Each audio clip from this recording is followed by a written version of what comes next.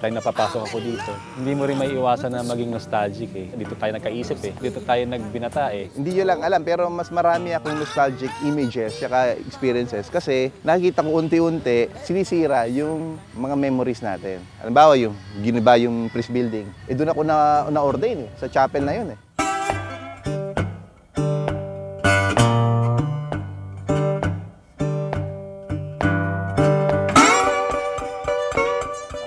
Pinaka-importanting stage ng buhay natin, nandito na yung adolescence, nandito tayo. Yung experience sa seminaryo, hindi matutumbasan ng kahit anong pera. Masaya ako na naging seminarista ako, masaya ako na naging parte ako ng buhay nyo at kayo naging parte ng buhay. Even if nung lumabas tayo, hindi naputol yung communication, tuloy-tuloy pa din. Si Rex ang nagkasal sa amin, si Rex ang nagbinyag sa mga anak natin, si Rex, tas naging ninong tayo ng mga anak natin. Iba yung magagawa sa'yo ng buhay sa seminaryo.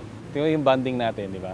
Para magkakaduktong na yung bituka natin eh. Katulad ngayon lang tayo talaga nagkikita-kita dahil dito sa event na to eh, dahil sa reunion eh. Pero parang kahapon lang tayo nagkita-kita. Pag nag-usap-usap tayo, parang kahapon lang. Ganun yung brotherhood na nararamdaman ko. Kumbaga, kung lalabas ako ng bahay, kung saan ako pulutin, alam ko meron akong matatawagan eh. Para kayong magkakapatid. Minsan nag-usap kami ng asawa ko. Meron ka bang tao na kapag sila yung kasama mo, wala kang pretensions? Isa lang yan, yung mga kaklase ko sa seminaryo. Na pag kami yung magkakasama, wala akong itatago. Rare privilege na maging kasama-sama tayo, close pa rin hanggang ngayon.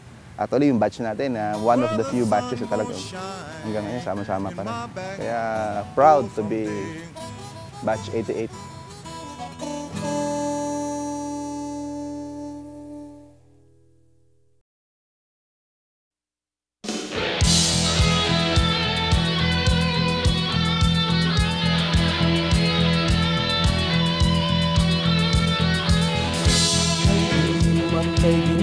Sa kalawakan ng dagat, lakas kong umiyaw ang galit na hangin habag. Ngunit buo ang puso mo, ang daluyong ay susuko. Magkasama tayo, tatahimik ay hahanapin.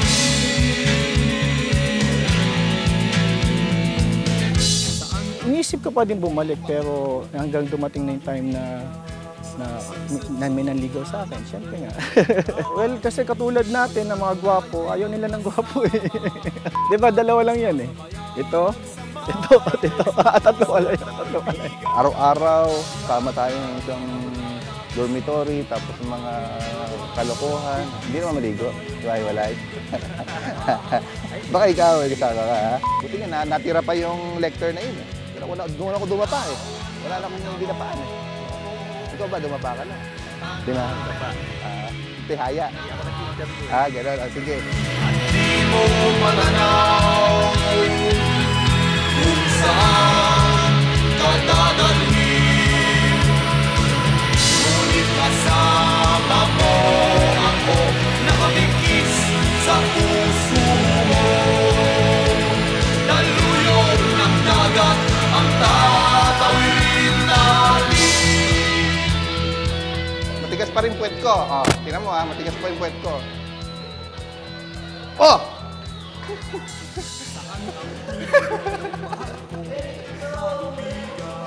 Scotch, yung brief mo yata, nakaano sa likod eh. Tanggalin mo yung tali.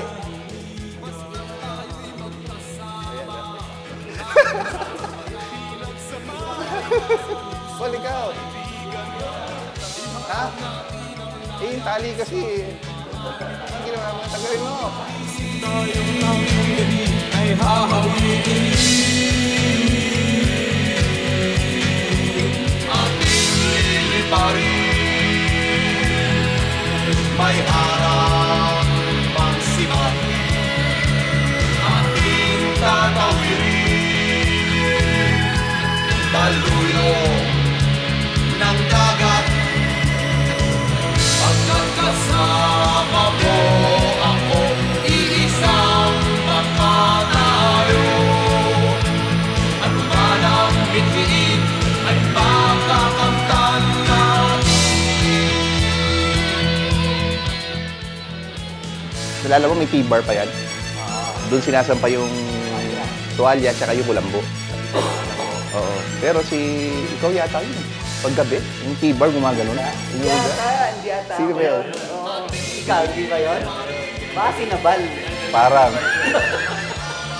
Parang sinabal yata yun. Pwede, basta nasa letter A.